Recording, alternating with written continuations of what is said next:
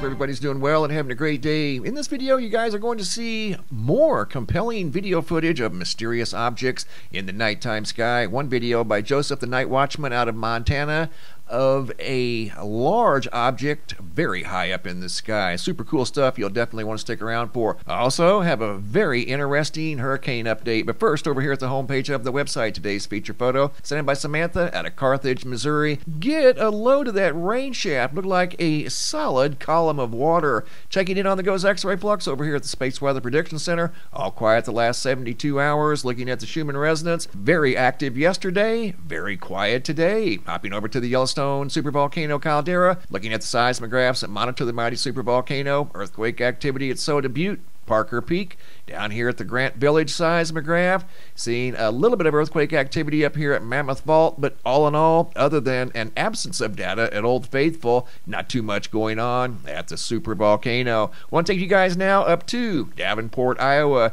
This video footage was sent in by Ray when they looked up and saw this in the evening sky, 7:23 p.m.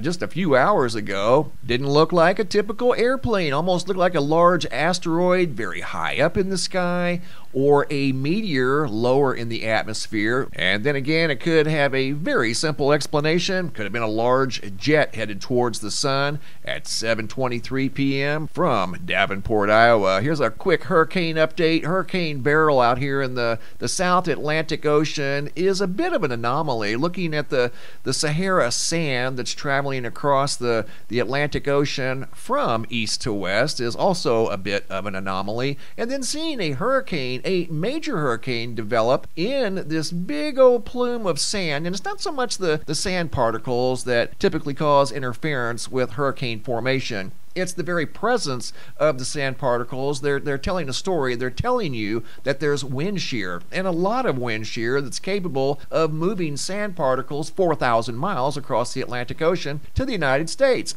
And for a hurricane to form in the middle of all of that is indeed quite unusual. But that's the case. It's now a major hurricane headed towards the Lesser Antilles. There's an area of disturbance behind Beryl, and there's an area of disturbance up in the southern Gulf of Mexico that both have 70 and 80% chances of forming. But back to Beryl. It's supposed to barrel up into the southern Caribbean Sea, right towards Jamaica as a major hurricane here in about 4 days, and arriving at Jamaica as a major Category 5 hurricane with wind gusts of 182 miles an hour, according to ventusky.com. Another run is suggesting a landfall near Kingston, Jamaica with wind gusts of 185 miles per hour.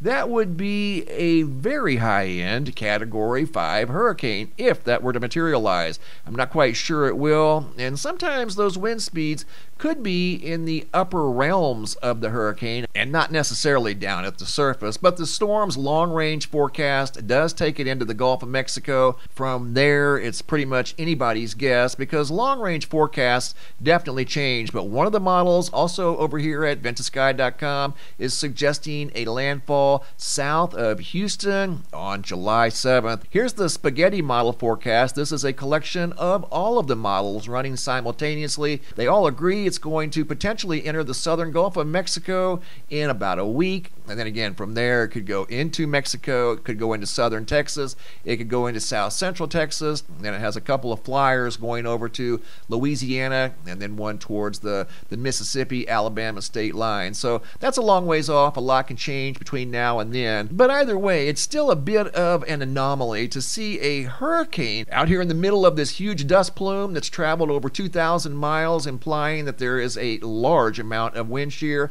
and hurricanes simply do not like wind shear. Going to Oceanside, California. This video was sent in by Haley Higgins of a mysterious bright object parked in the sky above Oceanside, California. I put this video in fast forward as it was rather lengthy. The object that you're looking at right here that Haley saw was very bright. It appeared to be rotating clockwise. It did not move a centimeter, as you're going to see. And as the clouds moved in front of it, it didn't really dim at all. So that tells us it more than likely wasn't a planet.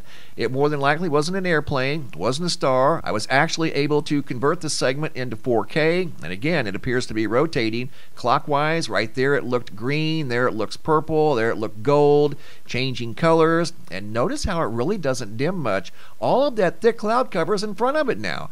So that tells you that it wasn't very high up in the sky, maybe a few thousand feet, but it did not move a centimeter. It remained perfectly stationary the entire time she filmed this thing, and that's not including the time that she was just observing it. Again, the video was nearly 2 minutes long. Thank you, Haley. Really appreciate that. Going up to Montana, Joseph, the night watchman, noticed a mysterious object, also actually two in the nighttime sky, visible in the northeastern sky from Montana. The video has narration. This is the first object he saw that reminded him of a star moving through the nighttime sky. Hopefully, if you look real close, you can see a star moving.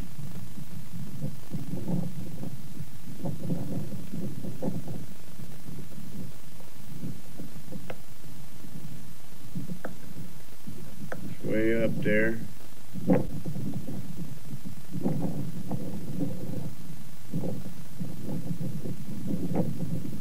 12:40, June 30th.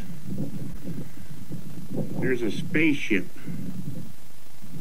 And Joseph is indeed on it. He doesn't miss much up in those Montana skies. It seems like everything that cruises through the Montana skies checks in with Joseph first. Joseph, the night watchman, again, noticed this object just a few hours ago. Now, the same night, last night, Joseph also noticed this using his night vision camera. Check this out. There's not only one in here, there's two. And this is not the space station as it's moving from east to west. This also has narration. Here we go. Joseph Andrew Still, 1:30 in the morning, June 30th.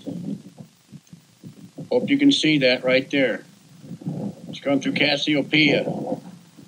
It's not a satellite. Night vision device here. Not using infrared. It's hooked up to my phone. That is a spaceship, sir.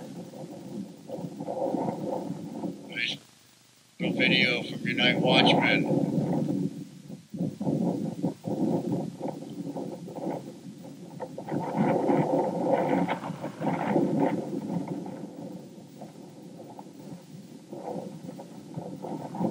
That is a very large patrol craft. Did you see that? Here's an instant replay. In case you didn't, it was moving very, very fast. Watch right here. In front of the bright object, see that thing jump out of the darkness? I play it again in super slow motion. Right there. Check that out. Something just jumped out of the dark sky, was visible for probably less than a half a second, and then it disappeared. Now back to the bright object. And again, this is definitely not an airplane or the space station. You're going to see an example of an airplane in this video coming up here in about 20 seconds.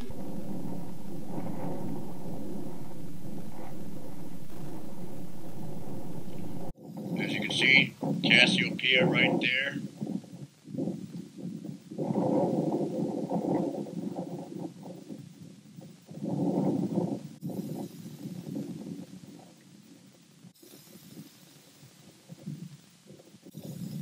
There's the moon right there. Big old bright thing through the NVGs. Quick little tour here. Airplane right there. That is an airplane. All right, I was glad he captured that airplane because that gives us an excellent comparison tool. There's an airplane, no denying it. This was not an airplane. Clearly not an airplane. That thing was at an extremely high altitude and then had something jump out in front of it right there. How cool is that? Great job, Joseph. Thanks for sharing. If you guys have any photos you'd like to share, you can send those to reports at MrMBB333.com. If you guys have any videos you'd like to share that are too large to attach to the email, come over here to the homepage of the website, MrMBB333.com. Look for this red banner that says, Have a Large Video. It's a Dropbox. Drag and drop your video into the Dropbox. Please include your first name, date, and location, and I'll take it from there. Thanks for watching. Have a super day, and be safe out there.